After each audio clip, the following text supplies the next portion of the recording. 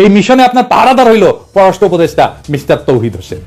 আপনারা মিলা স্বৈরাচারের যে সমস্ত দালাল পাল্টেছেন তার কিছু আগের পর্বে দেখাইছি, সব ইচ্ছা করে একেবারে দেখাই নাই, কারণ সব দেখাইলে নিতে পারতেন না। চলেন আপনার কিছু সহল স্পেন্সারদের সাথে আপনার একটু পরিচয় করাই দিই।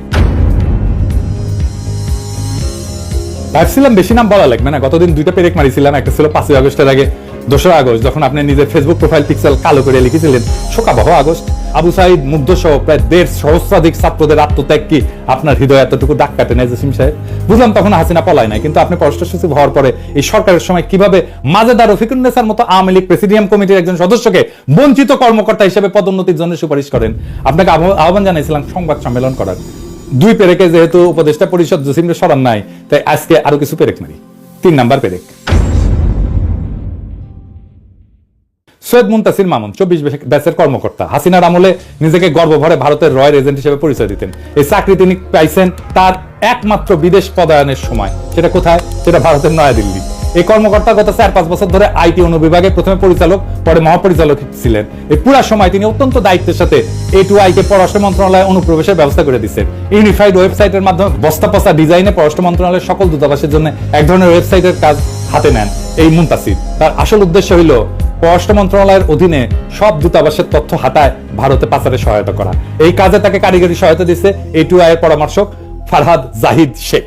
এই লোকের সম্পর্কে বেশি কিছু বলবো না, ওই দোয়া পলক আর সাইবারসোর আনিস চৌধুরীর প্রধান সহযোগী। 5ই আগস্টের পর ফরহাদ জাহিদের চাকরি গেল, মুনতাসির বহাল তবিয়তে আছে। এই মুনতাসির পররাষ্ট্র মন্ত্রণালয়ে তার সেরা ইনোভেশন করছে, তা হইল শেখ হাসিনা নিউরাল নেটওয়ার্ক নামে একটা আইটি ব্যবস্থা। বুঝি চাও? হ্যাঁ, ভালো তো, ভালো না? আপনাদের দুইজনের ছবির পাশে শেখ হাসিনার বুদ্ধির ছায়া ঘুরে বেড়াইতেছে, আর আপনারা নতুন বাংলাদেশের গল্প শুনাইতেছেন। কি মজা! এই নিউরাল নেটওয়ার্কের কনসেপ্ট নোটে কার স্বাক্ষরের কথা বলা আছে? সৈয়দ মুনতাসির মামুন। জসিম সাহেব, নিজের মন্ত্রণালয়ের ওয়েবসাইট ব্যবস্থাপনাটা আপনারা দেওয়া হয় না। আপনি আসলে কি পারেন একটু বলবেন? কাজ পারেন না, মন্ত্রণালয় চালাইতে পারেন না, ওয়েবসাইট দেখেন না। আপনি কি কোটায় ডিপ্লোমেট হয়েছিলেন? আপনি কি কোটায় ডিপ্লোমেট হয়েছিলেন? পারেন তো খালি ওইটাও পারেন কিনা একদিন দেখুন নি, সামনে করবেন। হ্যাঁ, আইসেন, দেখে রাখবেন পারেন কিনা ওইটা। আপনার এই পদে না রেখা গাধা হিসেবে এক্সপোর্ট করলে দেশে বেশি লাভ হইতো। শুনছি মুনতাসিরের পদোন্নতির জন্য আপনি সুপারিশ করেছেন, খুব ভালো কাজ করেছেন। আমি জনপ্রশাসন সচিব, মুখ্য সচিব এবং মন্ত্রী পরিষদ সচিবকে আহ্বান জানাবো, হাসিনার এই দালাল যাতে জসিমের প্ল্যান মোতাবেক পদোন্নতি না পায়। স্বঘোষিত ভারতের দালাল আর হাসিনার লেসপেন্সার যদি পদোন্নতি পায় না, তাহলে পররাষ্ট্র মন্ত্রণালয়ের বিরুদ্ধে কি করতে হবে আমাদের জানা আছে। আমাদের বাধ্য করবেন না, সাবধান কইরা দিলাম। হ্যাঁ, বেশি আমি সাবধান করি না, অল্প করি, করলাম। 4র্থ পেরেক, বিএম জামাল হোসেন 21 ব্যাচের গোপালী মাল। এই ব্যাচটা পুরো আওয়ামী দালালের ভরা। নাজমুল আছে এই ব্যাচেরই। তো আসেন এই বিএম জামাল নিয়ে বলি। এই জামাল হাসিনার সময় কলকাতায় উপ হাই কমিশনার ছিল।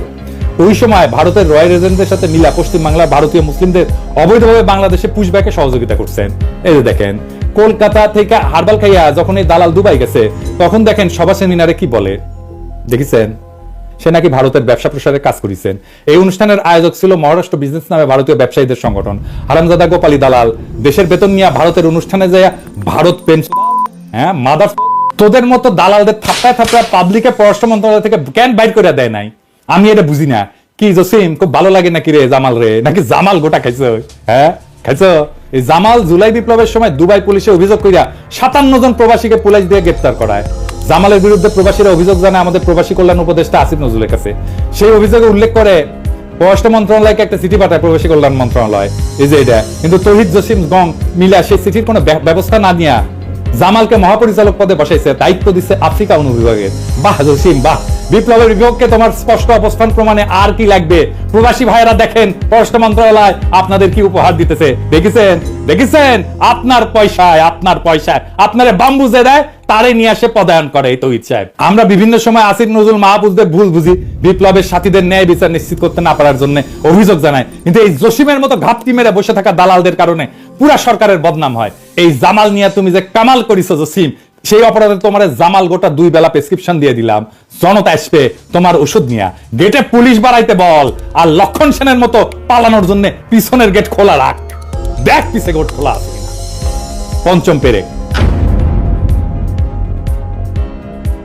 সারোয়ার আলম 31 ব্যাচের কোটার মাল, বাড়ি কুড়িগ্রাম, আমার বাড়ির পাশে, পরিচয় সাবেক ছাত্রলীগ। এখানেই শেষ না, এই লীগের প্রোডাক্ট পররাষ্ট্র মন্ত্রণালয় থেকে স্টেশনে হাসিনার সহকারী প্রেস সচিব হয়েছিল। সাধারণত প্রেস উইং এ পেশাদার সাংবাদিক আর বিসিএস এর তথ্য কাদারের কর্মকর্তা পদায়ন করা হইল, সারার হইল আওয়ামী বিশেষ কোটায় পদায়িত কর্মকর্তা। শোনা যায় এলাকায় নাকি 2029 সালে নির্বাচন করার প্রস্তুতি নিচ্ছিল। আমি খোঁজ নিছি, কথা সত্য। কিন্তু হাসিনা যখন পলাইছে তখন তো সরার পলাইতে পারে নাই। সে পররাষ্ট্র মন্ত্রণালয়ে যোগদান করতে আসলে তাকে তো বরখাস্ত করে পুলিশে দেওয়ার কথা ছিল। কিন্তু আমাদের হারকিউলিস জসিম সাহেব এই সারোয়ারকে পরিচালক পদে পদোন্নতি দিয়া পররাষ্ট্র মন্ত্রণালয়ে সসম্মানে যোগদান করায়। কি আর বলবো, এভাবেই চলিতেছে আমাদের পররাষ্ট্র মন্ত্রণালয়। শেষ কথা গত পর্বেই কইছি, জসিমকে জয় বাংলা করতে হবে, এর কোনো বিকল্প নাই। আমি ইউনিস স্যার আর পুরো উপদেষ্টা পরিষদকে আহ্বান জানাইতেছি, জসিমকে পররাষ্ট্র সচিব পদ থেকে অপসারণ করে ডিবি অথবা ডিজিএফআই হস্তান্তর করেন, ওর মোটিভ অনুসন্ধান করেন, ওর মোবাইল ফরেন্সিক করেন, ব্যাংক হিসাব নেন, পুরা পরিবারের দুদককে বলেন সবকিছু দেখতে। আওয়ামী লীগের দালালদের পুনর্বাসন কইরা আর হাসিনার লেসপেন্সারদের বিদেশে পলায়ন, পদোন্নতি থেকে শুরু কইরা যেসব কাজ এই জসিম করিছে তাতে জনগণের ট্যাক্সের টাকায় ভাত খাওয়ার আর কোন সুযোগ তার জন্য নাই। এই ভারতের দালাল, এই ভারতের প্রেসক্রিপশনে চলে, প্রত্যেকদিন সে ইন্ডিয়ার সাথে কথা বলে। আপনি খোঁজ নিয়ে দেখেন, স্যার জসিম জান আপনার সাথে চীন সফরে না যায়। চীন সফরে পররাষ্ট্র মন্ত্রণালয়ের যত কর্মকর্তা যাবে প্রত্যেকের বিষয়ে অনুসন্ধান চালাবেন। জসিমের কোনো বিশ্বাস নাই, সে হাসিনার চীন সফরের কথা জানে, সব কথা জানে। চীন সফর থেকে ফিরে আসা এই কথা যে ভারতের কাছে পাচার হবে তার কর্মকাণ্ড থেকে নিশ্চিত হওয়া যায়। ওই সব কিছু কয়ে দিবে যে কি কি করেছেন আপনি। আর এত কিছুর পরে যদি আপনারা জসিমকে সরাইতে না পারেন, তাহলে আমার অনুরোধ, যে সমস্ত আওয়ামী লীগের কর্মকর্তাদের আপনারা চাকরি থেকে বরখাস্ত করেছেন, বাধ্যতামূলক অবসর দিয়েছেন, তাদের চাকরি ফিরিয়ে দেন। জসিম নাজমুল গঙের মতো আওয়ামী দালালদের শপথে রেখা অন্য ক্যাডারের আওয়ামী দালালদের চাকরি থেকে অপারেশন করলে তাদের প্রতি বৈষম্য করা হবে। তা আমরা তো এত বৈষম্যের বিরুদ্ধে এত রক্ত দিলাম, এত প্রাণ দিলাম। যদি জসিম বাংলাদেশে পররাষ্ট্র সচিব থাকে তাহলে সব আওয়ামী লেসপেন্সারদের দেশে নিয়ে আসেন, জনতা তখন তার বকে আদায় করে নেবে। জসিমের মতো ভারত, হাসিনা, শেখ পরিবার আর আওয়ামী লীগের কোনো দালাল যদি তার দালালি চালায় যায়, তাহলে এই নতুন বাংলাদেশে তার আর কোনো জায়গা নেই। পররাষ্ট্র সচিব যদি জসিম থাকে তাহলে এর থেকে এই সরকারের আর লজ্জার কিছু থাকতে পারে না। জনতার টাকায়